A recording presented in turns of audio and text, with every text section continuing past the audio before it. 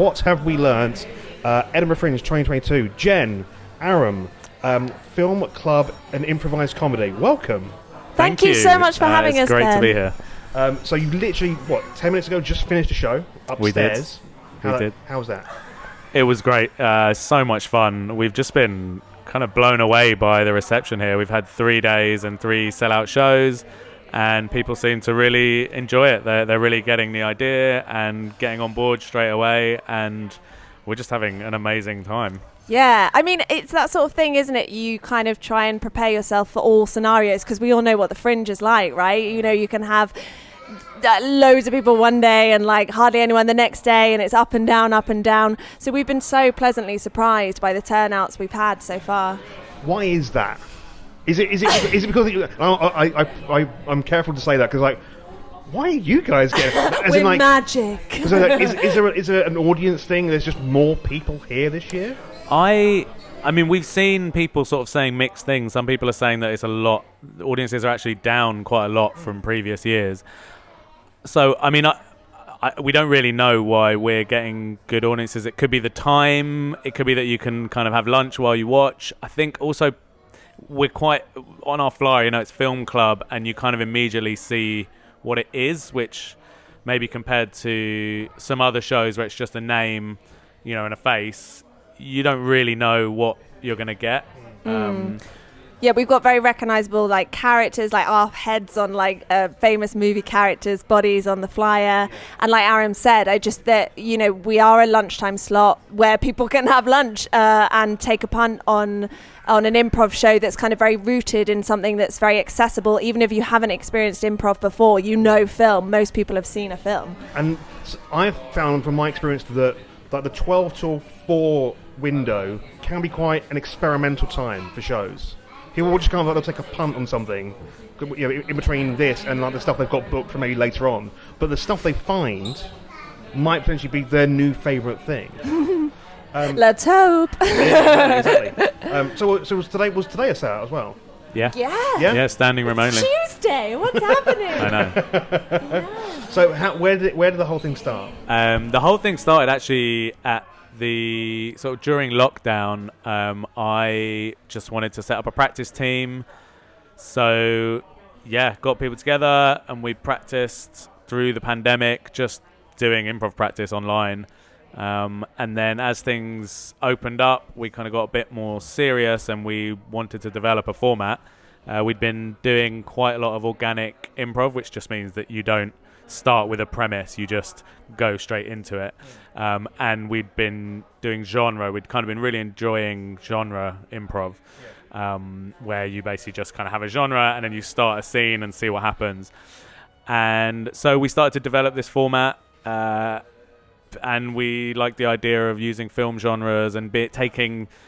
I think the thing we really enjoy about Film Club is that you're immediately going into a scene with high stakes, movie style, you know, stakes and commitment. And I think for us that makes it such a fun thing to watch. I think a lot of improv, because it starts where you don't know what's going to happen. You sort of come into a scene and you sort of start uncertain, whereas with this we come in 100% energy and we're in a movie. You know, we have this chant before we start, you know, we're in a movie, and you have to remind yourself that because it's very easy to fall back into, you know, your typical improv scene where you sort of, it's a much more gentle start, and there's not to say there's anything wrong with that, it's just a different approach. And so we instead come in with maximum stakes, maximum commitment and energy, and then find the sort of exciting thing that happens with that. So are you all film buffs then as well? Well, yes. I mean, there's like, I was just going to mention actually, shout out to Chris Gow, who's an incredible improviser and writer, and he's our coach. And I think he has been such a core part of us, you know, really developing this format that allows us to have the most fun possible. I feel he's seen all the films. I mean, and basically he sets us homework. So we have improv homework team. Yeah. So we would go away and we'd like pick a genre, and we'd pick somebody in the team to do a presentation at the next practice about all the tropes and like things we'd recognize. So we have been spending a long time building these worlds so that it's way more fun and you know, the audience recognize what they see. I feel like Jen's underselling themselves right now because Why? they are a super film buff. We were playing a game in the car. We were playing a game on the way up in the car, a film game, and they won every round basically, as well as Chris. Chris, What's the as game? well. The game is movie. So you suggest a movie, and then the next person has to say somebody who was in it, and then the next person has to say another movie they were in that star was in. So it goes and you movie, go round actor. basically. And yeah. Aram's underselling himself because he wins the award for making up film titles and bluffing them to see if I'm very good and at bluffing. sometimes they are actual films, which is Yeah, incredible. because you can I think mean, of there's a film been made with almost every Exactly. title you think is a film. But I have a very bad memory. I've seen a lot of films. I love films. Yeah, I just have a very bad memory in the moment. So when that comes up, I'm like, I can't remember that film. You know, the one. Yeah. And you mentioned you started on Zoom, Yes. and then I'm guessing you've been doing. Where have you been based mainly? In London. In London. So we're all London improvisers. We all trained at a theatre called the Free Association, which is one of the two main improv schools in London. And we all came out of that and had done performance before. We were doing improv and performing, but then the pandemic happened, and so we came together as a team during the pandemic. And have you done many shows in London before this, like live ones? Yeah, we had. I mean, and Aram has actually set up a really fantastic night. So the Free Association is an incredible school, and so many people go through these programs. And then we go, and there's only one school and one theatre has so many places for students to perform. So a lot of the graduates are now setting up their own nights, and so we've become kind of the house team on a night called Roofprov, which is at Arkstar next to Holloway Road Station. Happens every last Saturday of the month.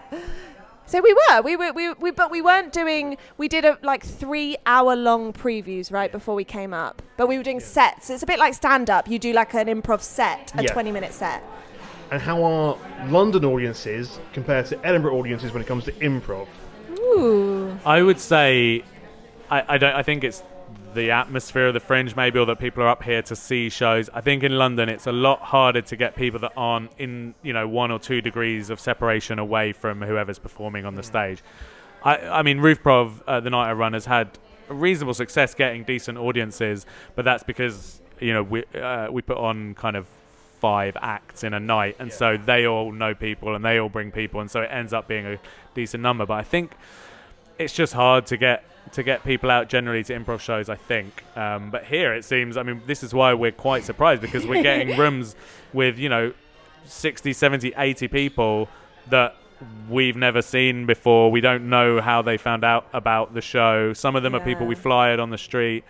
Some of them are people that found us online. And it's so lovely because I do think, I mean, I definitely speak for myself, and I'm sure others it will resonate for, but improv has really transformed my life quite in a way. And so therefore doing a show like this where a non-improv goer who doesn't really know anything about improv can then get an introduction to it through film, and maybe they want to take classes, maybe they want, it's a very what's the word, kind of empowering craft to practice, because it just encourages listening, it encourages confidence to share your opinions and views and teamwork. There's just so many lovely things about the craft of it that it mean a lot to us, I guess. Yeah, I think most of the improvisers that you talk to at the kind of level of doing shows will tell you it's had a very significant impact on their life, and they came to it for various reasons, which were kind of very personal, and it helped them through difficult times, or it gave them confidence to deal with certain challenges.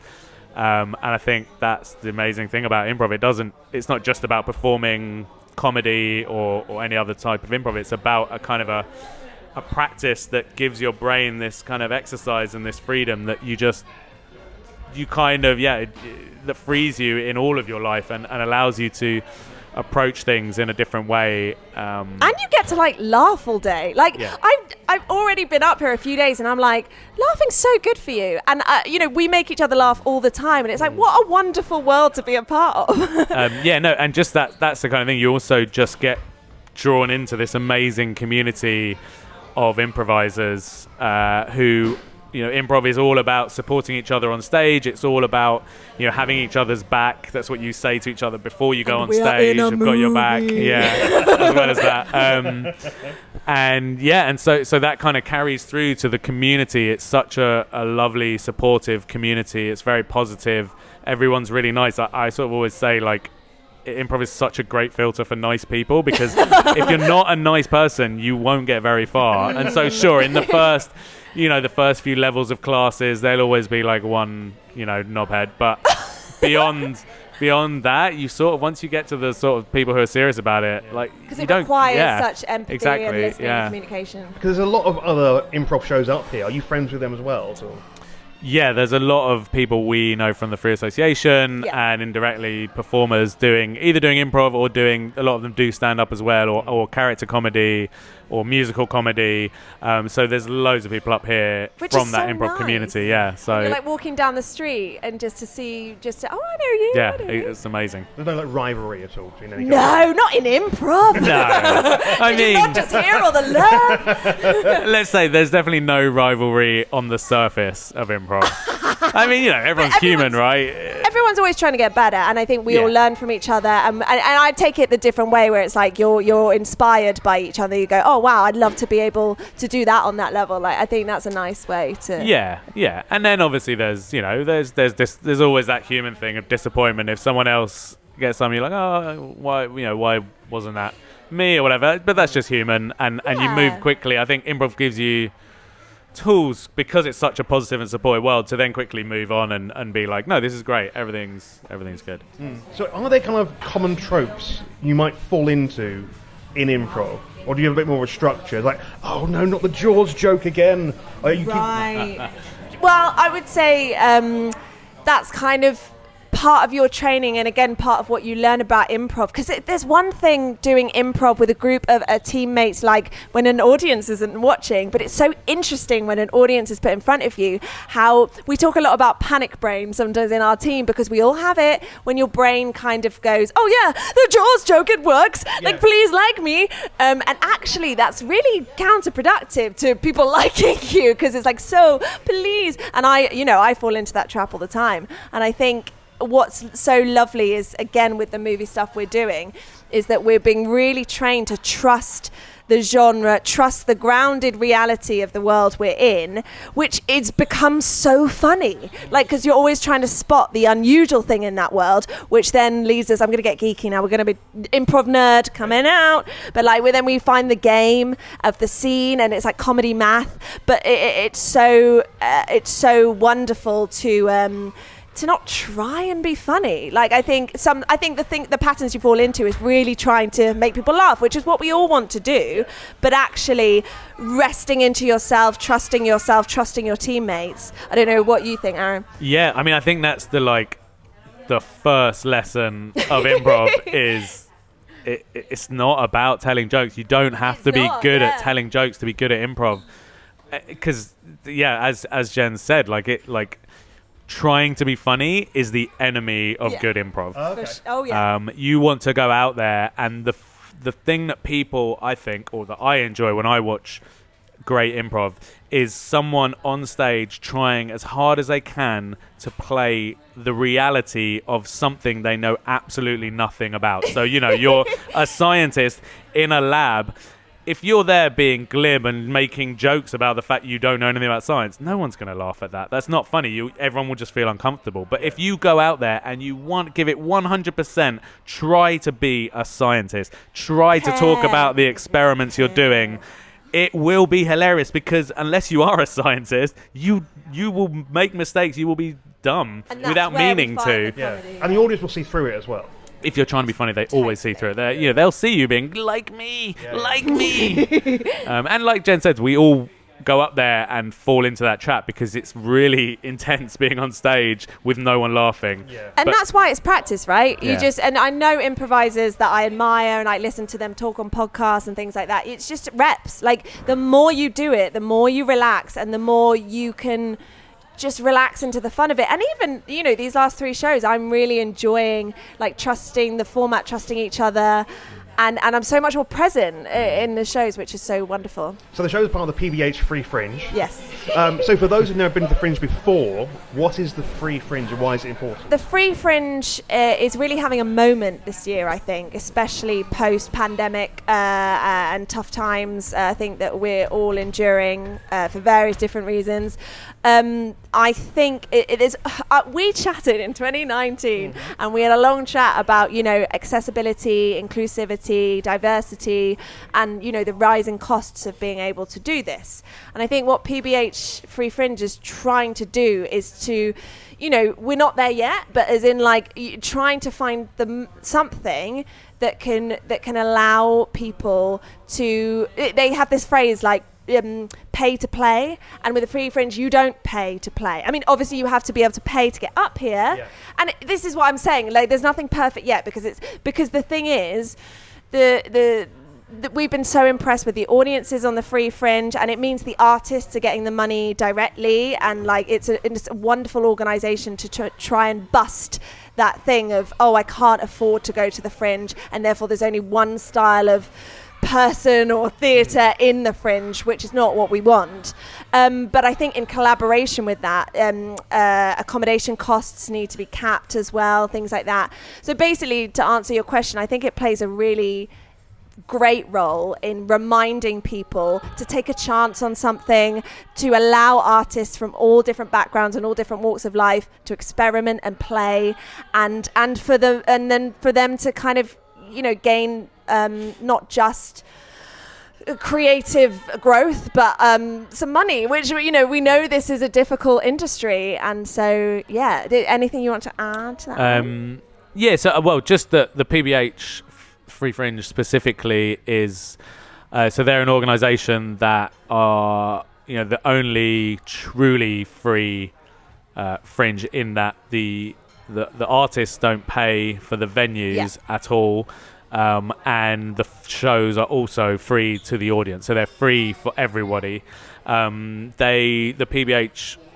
PBH Fringe organise the venues, and they invite acts to submit applications, and then they choose the acts to put in the venues, and all you have to do as a performer is kind of be part of that, show up, help out where is needed. And the PBH Fringe are doing this with no funding, I think. With no funding. So they actually kind of suffered quite harshly against other organisations in the Fringe, in that they didn't get any of the, was it called the Regeneration Fund? Yeah. There was a big pot of money that went to the different organisations for the Fringe, and PBH didn't get any, which has meant that they're really struggling this year.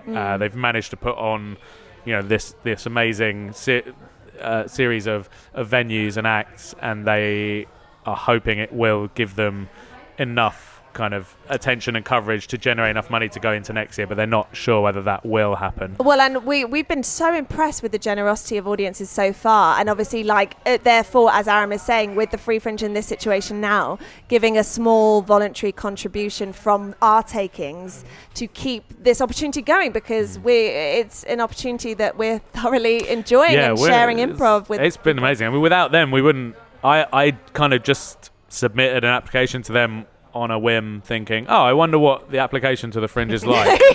Not expecting to get. You didn't even tell us, and then we get a photo being like, we're in. Yeah, we're going to the Fringe.